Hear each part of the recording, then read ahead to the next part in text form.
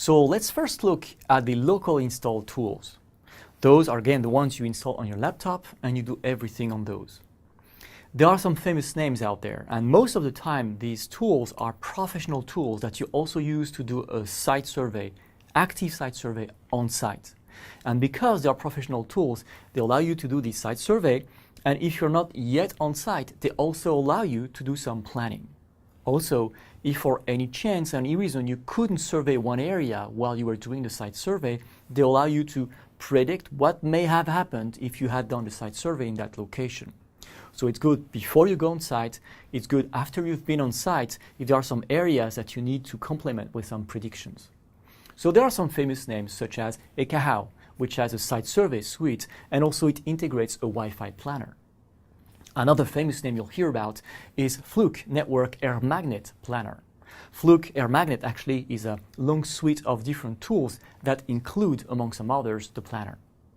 But there are some other names. One other famous name is Thermograph, which has a site survey component. So all of them have the same characteristics. They are professional tools, so which means that most of the time you have to pay a fee to get those. Most of the time you also need a specific adapter because they're going to be used for real site surveys. And they also embark a way for you to do some prediction on your planning. Keep in mind though that one advantage of these tools is that you can carry them with you because they're installed on your laptop. And the reason why is because again you have to go on site for the real site survey part. The downside is that it's difficult for you to share what you've done with anyone else because the tool is here. Anybody not having access to your laptop will need a way to share information with you. So that means you'll need to extract the site survey result or the prediction result on a thumb drive, put it somewhere on an FTP site, and someone else having the same tool as you do will have to download that into their laptop, fire up the same applications, which will require them to have, again, a license, and then use the prediction you've done. Unless, of course, you export the result as a PDF or a doc file, which is, of course, possible. But again, sharing means sending it somewhere so that person can access it. And if they need to modify any of the prerequisites you use for this prediction, then they will need to have the software and redo the job. So let's look at one of them. For example, Ekahau Site Survey. I have here Ekahau on my laptop. So it's licensed and it's tied to a specific card that you can use with Ekahau to do the site survey. And what you see here is actually the result of a real site survey. It's a warehouse, a supermarket warehouse, and we went on site and did a site survey, and you can see the path that we walked to detect the existing environment with the existing access points. So Ekahau is primarily a tool for local site surveys, and it has many options about scaling and designing what kind of applications you need, etc. We'll come back on Ekahau in an upcoming lesson. But one option it does have is the ability to try to predict what the network would be or plan for deployment if you have not been on site yet. So let me open another map, start another project, and see what we can plan with this tool. Here I have a new map, and let's suppose I want to ask Ekahau how I could cover this area for some application. So one thing I can do once I've loaded my map is tell where I want coverage. So typically it's going to be the entire building.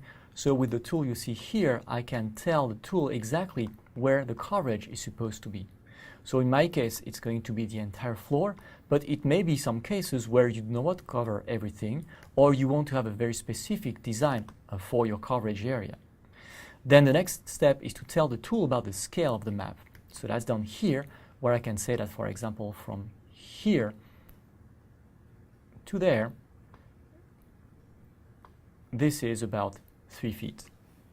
Once I have my coverage area and my scale, I can go to here to that tool and say, do some planning as if you were to deploy some Wi-Fi in that area, knowing the coverage area and the scale of the floor. And once you click here, you can set some specific requirements to say if your coverage is supposed to be basic connectivity, web browsing, voice. You have many options. Let's say I'm doing some voice, and this gives you the specifications of that voice coverage. As you know, the specifications from a Cisco standpoint are a little bit different. We are a little bit more conservative on the coverage, so I'm going to use Cisco Voice as a template. Once I use this template, I can also consider the capacity to see how many devices you are expecting in the network. I'm not going to work on device density yet. I just want some coverage estimation, and I also design my network to be in the 2.4 or the 5 gig band. So here I'm going to choose one Cisco access point because each access point has a slightly different coverage and radiation pattern, as you know now. So let's take one access point, for example, 2702I, and I design for 5 gigahertz. And then I just click Create Plan, and the tool is going to base its coverage determination based on my surface area, the type of coverage I'm looking for, basic voice, and it's going to pop up a certain number of access points. Very few here because it's a small map. And then you can play with this tool to try to see at what kind of distance from DAP you get what kind of coverage. Of course, you are aware that I haven't designed any wall, right? So the tool thinks that this is open space. If I were to go on site or if I were to improve my coverage, I could also try to draw some walls to get more information into the tool about what kind of environment I'm looking at. And that may also be changing my number of access points. Once I've done that homework, I know how long it's going to take me to survey this area. At least I have an approximation. So now I can go on site, do the site survey on site, and maybe test the location of these access points and verify if it does provide the coverage I'm expecting. So you see, that's a local install tool.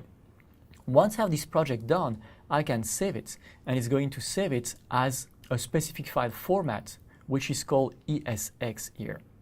If I want to share that work with someone else, that someone else will have the same Ekahau program to be able to open this ESX file and then read my estimations, maybe make some variations based on the wall or based on the requirements I'm setting, based on the band, etc., and modify my work.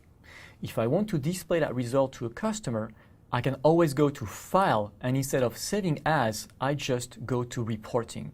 And reporting allows you to export the values resulting from your survey into a document that can be PDF or RTF, and that contains all the possible estimations you made and the result of your coverage.